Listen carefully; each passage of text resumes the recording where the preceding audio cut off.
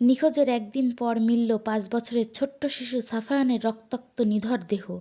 মাত্র একদিন আগেও যে শিশুর হাসি কান্নায় মুখর ছিল চারপাশ, সেই শিশুর মরাদেহ দেখে কান্নায় ভেঙে পড়েছে তার পরিবার।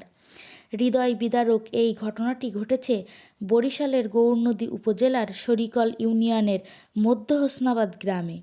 পরিবার সূত্রে জানা যায়, গত ১৫ই জানুয়ারি দুপুরে গোসলের পর অন্যান্য বাচ্চাদের সাথে উঠানে খেলছিল শিশু সাফায়ান। কিছুক্ষণ পর অন্যান্য শিশুদের দেখা গেলেও দেখা যায়নি শিশু সাফওয়ানকে।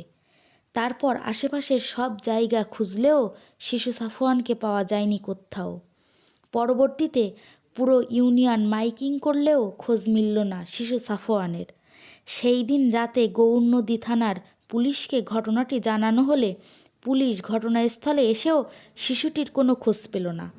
নিহত সাফওয়ানের বাবার দাবি, পূর্বশত্রুতার জেরে ছেলে সাফওয়ানকে গলায় ফাঁসি দিয়ে হত্যা করেছে প্রতিবেশী রোমান ও তার পরিবার। এমনকি শিশুটির এক চোখ উপড়ে ও একটি হাত ভেঙে ফেলে দেওয়া হয়েছে বলেও দাবি করেন তার বাবা।